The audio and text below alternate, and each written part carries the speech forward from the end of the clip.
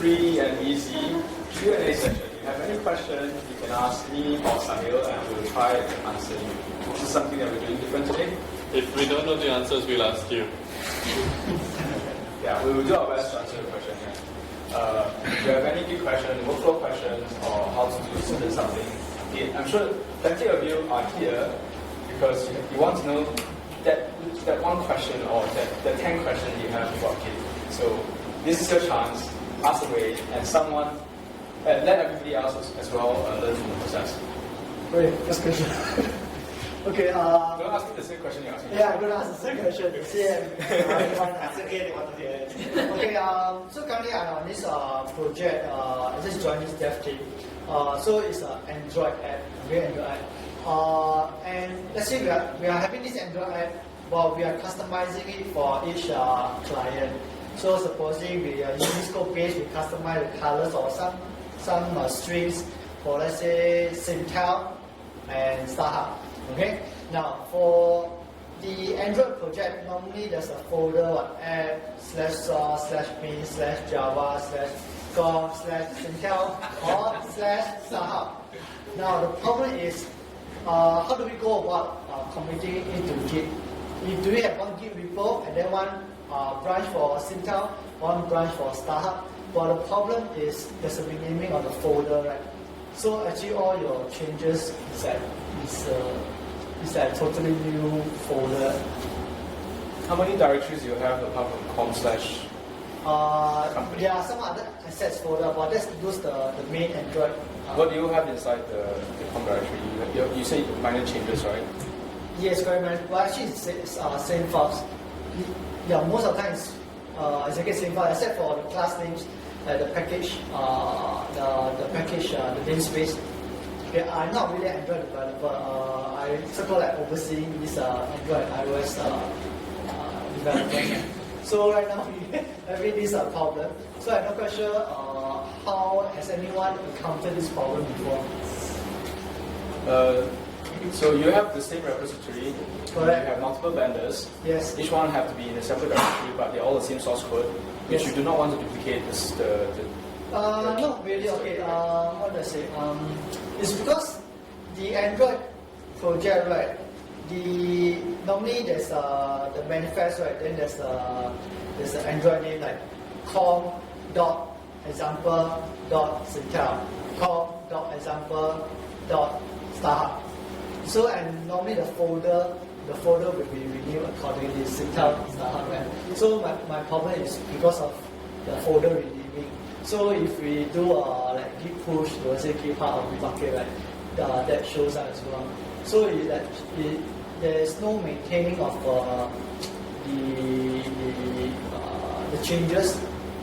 So supposing, let's say, yeah. Okay, so this is probably not the best topic to talk about.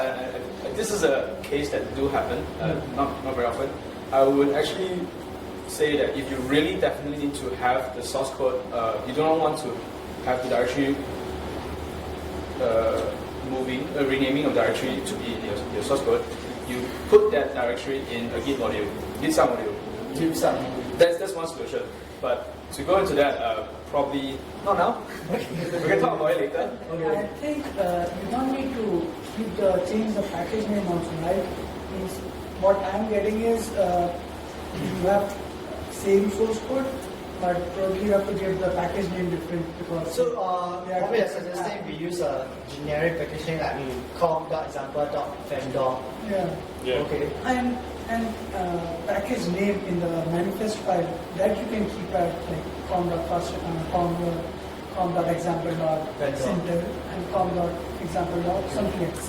So that can be go differently, but the package's name actually the source code can have like a common generic name. Okay. Inside the package name, is it just the name that's different or the content inside? The content will change also because you actually depend on how the developer writes it. But the main beef is the folder renaming. That's the main beef. Yeah, so it's just the folder renaming, right? What you can do is to have a separate branch just with one commit, that is like renaming this to that folder. And then every time you change something in like the main master branch, keep rebasing that because the change the folder name will always need to change the folder name. If you keep rebasing that, your rebase will always be a conflict. Because every changes you make onto that directory will be. But you You don't have to. remember. You can rebase it without making it a conflict, so you don't affect any changes on your main branch at all. So this is the extra branch. This is the extra file that's not being committed in our main branch.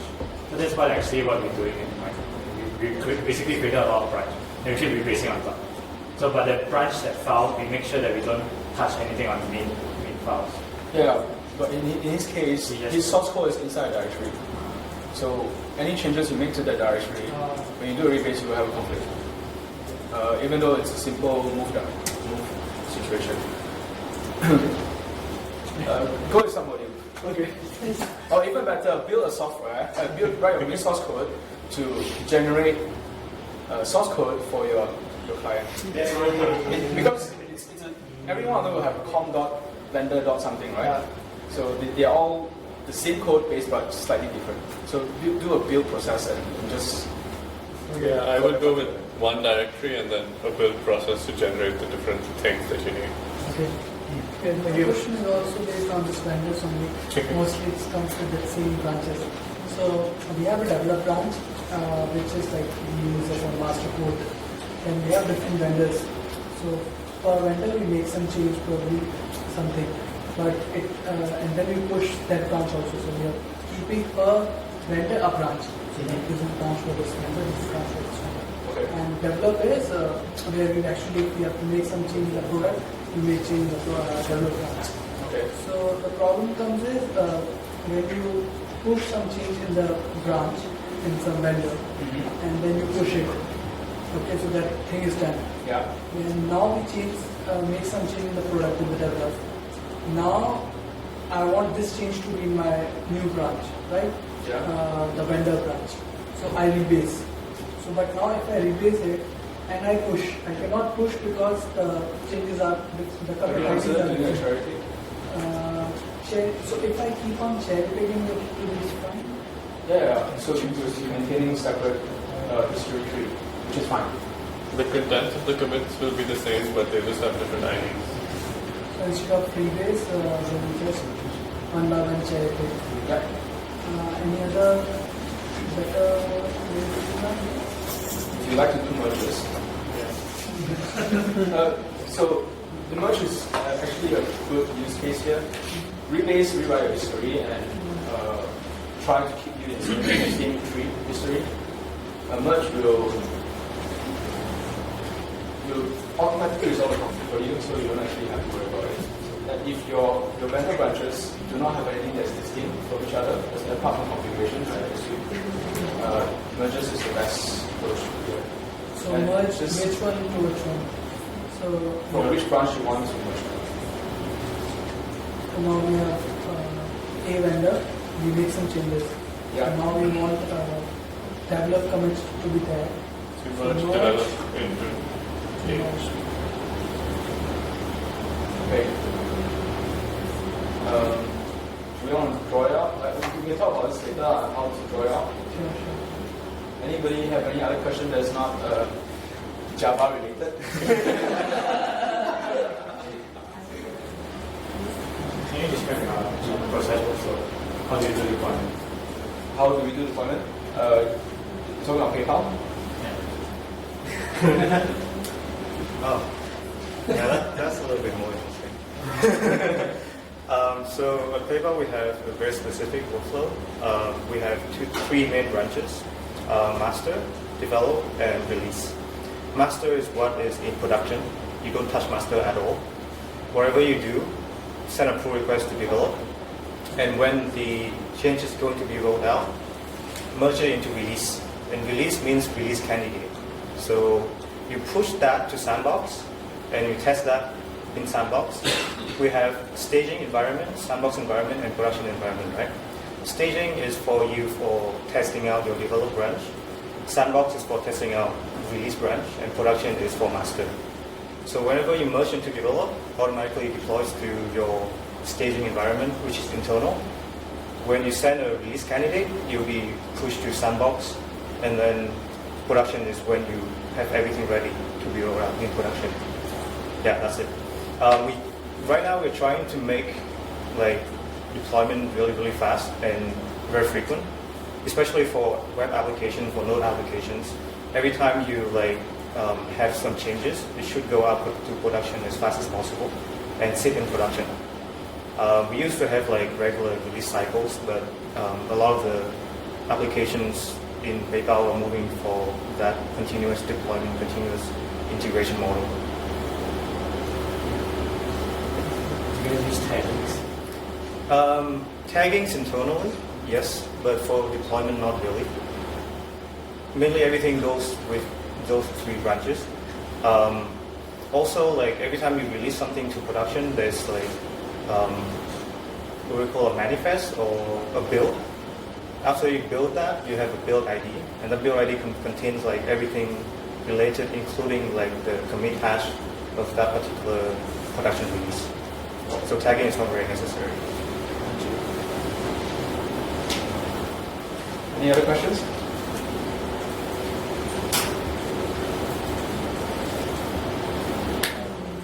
Yeah, I got a question. From the first presentation, actually, I'm new in Git. Okay. So from the first presentation, I know that we are able to modify the Git's history. Yeah. And the second presentation, I know that we got the tags function. Then, what about my tag? And then after that, I modify the history. What will happen to the tags? That's a very good question. So a tag is permanent. It's a fixed label to a commit hash, commit ref. If you rewrite the history, the ref doesn't change and it will still be there. So in the case of using, for example, if she has already had a tag in at a 6 gigabyte tree, and she rewrites his history and created a new branch, and if she wants to pull in that tag into a new repository, that repository will still be existing because that tag doesn't change its history. It doesn't change its tree, for example. So the tag is permanent unless you rewrite the tag. There's an option in Git filter branch called rewrite tag, rename tag, which basically intelligently predict what is the new tag commit and reassign it. Reassign it over. Now the tag is a bit tricky and when it comes to distributed system.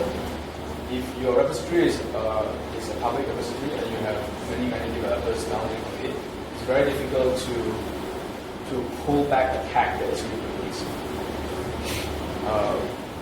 So if you work in a team of even like 6 people, once you push a tag and then you realize, like a one bug fix, then it's better to do a .1 release as opposed to delete the tag and push it again, because you have to go to everyone's computer, delete the tag on their local machine, go to GitHub, make sure you delete it there as well before you push the tag. So the tag is permanent and it's not easily rewritable. I mean, you can rewrite it. If you're the only developer and nobody else is working on the repository, you have no bots that automatically download the registry and do a build process, then you'll be fine. So one thing to remember with Git is that when you create a commit, once you've created a commit, you can never change it.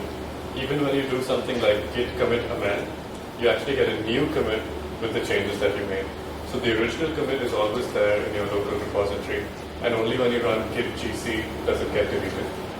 So the original, so that's like one thing I actually love about Git, because you can screw up everything in your repository and all the data is still there, because you're always creating new data. You're not deleting data unless you run your git gc, or I think automatically after 30 days or 60 days, some old commits that are not referenced by anything will get deleted. But by themselves, you can't just take, because the commit object, right, the hash that is on it, it's the commit message plus your name plus the timestamp plus the contents of the commit. So if any of these things change, which is what happens when you amend a commit, you get a new commit hash. So the old commit hash is always around in your Git database. Cool. Any questions? Next question, anybody? Don't be shy.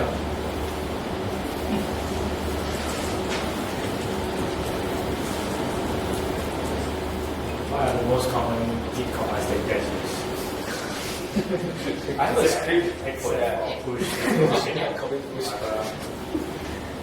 I will go push now. I had a script for that. So CJ just told me that he uses filter branch a lot. So do you want to like talk about what you use filter branch a lot for? A lot is an overstatement. Okay. I think to answer your question first, the most common command would be status. Status, add, push. What else are basics? Yeah, I mean, besides that, you guys use bicep. Bisect. No. I would love to use Bisect. It's a very useful and fancy, nice tool. The concept is really wonderful. I've never had to use it very much. Actually, I have used it before. I have also, yeah. So the thing with Bisect is you don't use it every day. You don't even use it every week. But that one time when you do use it, it totally saves your life. So yeah, it's not something you use very often. But when you do it, it saves a lot of time. What about Git? Git what? I have a command called Git phrase. It's an alliance to Git blame. Yeah. So it's the whole mentality of think positive, instead of think negative.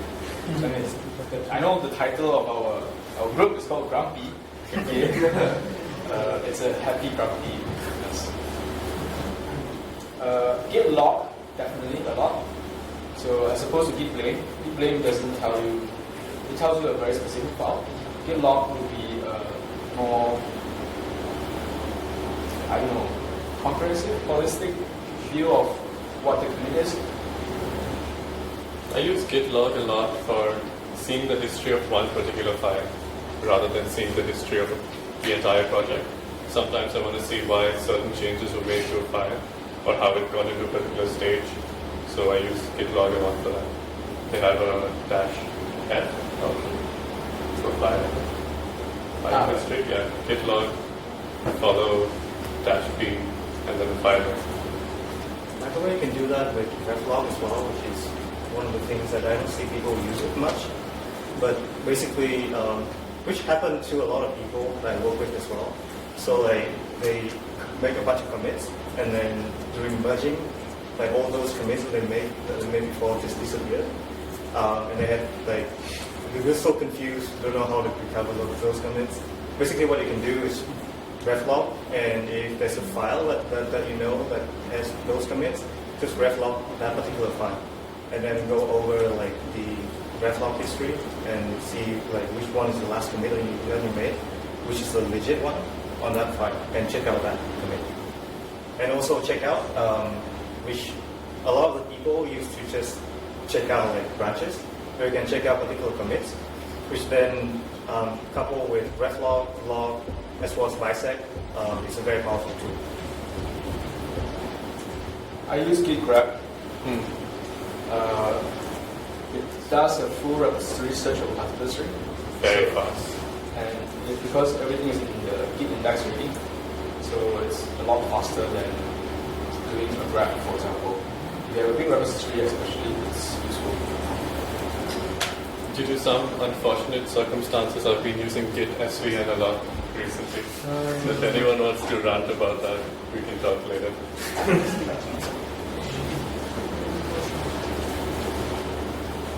Just a quick add-on to the previous question. So I just started my so-called web development journey last week, so that's compared to know about Git. So the question to you guys is, if you guys try to start over again and try to learn Git in my position, what's the best way to learn? What's the most effective way to learn? Have you used any other version control system besides Git? No, but I want Then to. you are in an amazing position I because went through two online courses. One is by Code School, another one is by Udacity. but I just to teach you how to use it or syntax. But I'm just wondering what's the best way to really master those commands.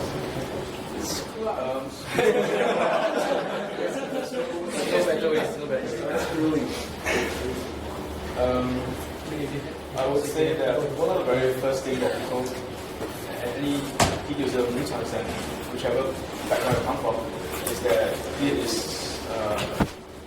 based on graph theory. You have a node which is a commit, and each node is built on top of each node. That's how they build the relationship. Go and read up on graph theory and I think that you can just easy because of doing that way, so you can just learn by doing, make mistakes. yeah. For that is standpoint, let's say I can what should I use branches, multiple repositories, or other two-way folders in one repository? Let's say a node server and a React client. What's the best practice? Sorry, can you repeat the question again? So if you have like in one repository the client side code as well as the server side code, should you put that all in one repository or break it into multiple Or repositories? multiple branches? Yeah. Or multiple branches. Not multiple branches for sure. Yeah. So the question would really be between putting it in one repository or multiple repositories or sub-modules, basically. I think it depends. Like I've seen various projects which do like either of those two things. Some of them will put it in one repo, some will put it separate. One thing is that if you put it in one repo, then all your history of the client and the server will be mixed up. Like you don't get a clean history for just the server or just the client. If your client and server is pretty small, usually I find it's okay, it's not a big deal. But if you have like completely different team working on the client and completely different team on the server, it's usually easier to just have separate repos for them. If you're writing a node application, my recommendation is to use one repo only, because a lot of the time you cannot really separate the client and the server. Because let's say, you don't really use React in terms of expertise. So a lot of the time, right, we started with like a client app only, but somehow you want that extra performance. So you started like building things on a server, like starting concatenating JavaScript files, just while rendering React on the server side. Then if you're using some module or using two separate repositories, it's a nightmare. Yeah. Basically, like for Node particularly, you should like share, even though I don't really like it that much. A lot of people are doing it now for that performance issue. Yeah, that's like an important point. If there's a lot of shared code, then it doesn't make sense to have separate repositories, because then you're just duplicating a lot of things.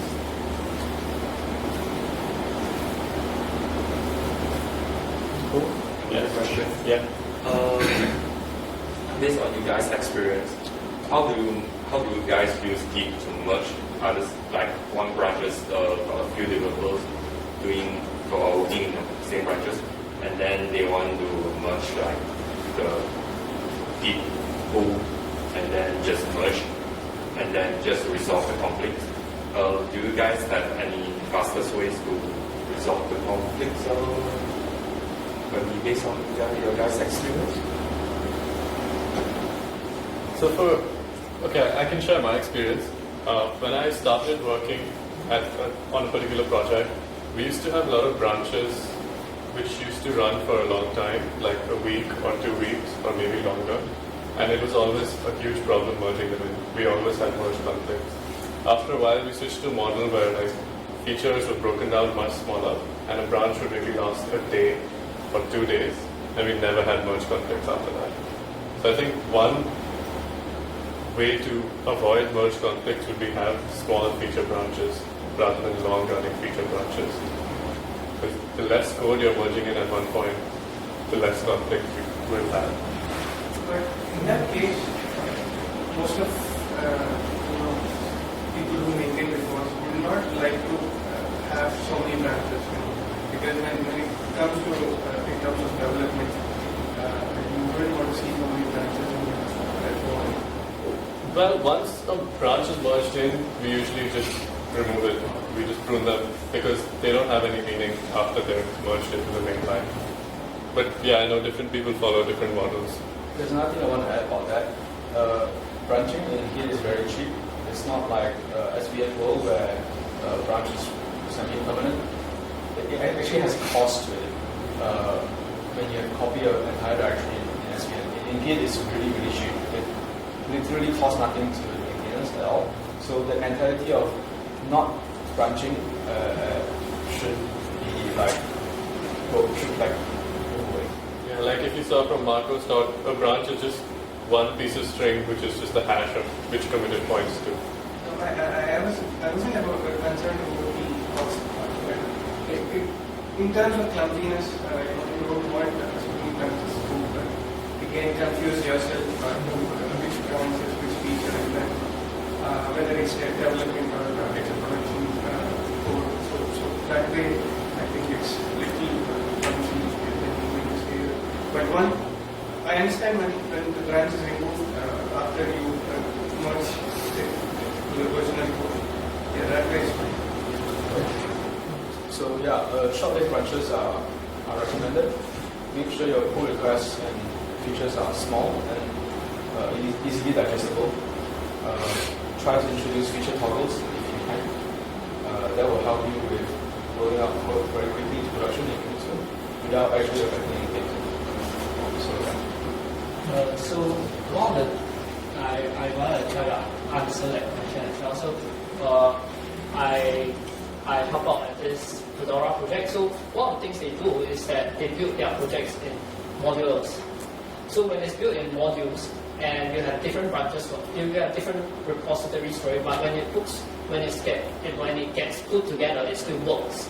So if you have this kind of different repositories or even branches and you build it on a modular concept, you can basically just make your stuff, it's a bit easier, I guess. So you won't have issues with merge conflicts? It's better to do it in a modular way and have like maintainers, different one person or a few person to be in charge, to be maintaining this particular module of this slab. So, and that part, this 2 person or 1 person will understand the module very well and know what it will affect if there's a pull request coming in. So he will understand all the bugs, possible bugs and things like that, and this maintainer of this module will have to do, like if let's say you have a bug fix, you gotta prove that it fixes a bug and things like that. So he would maintain this package module, and with a modular set of systems built together into one, it would solve a lot of issues in terms of development for big projects. Yeah. Yeah, just to add on, like for Zen framework, that's what they've gone in moving to version 3.0. So it was used to be a big library of components, your event manager, your MVC component, your form. So right now they break it up into separate GitHub repos. So each one has a dedicated maintenance for each component.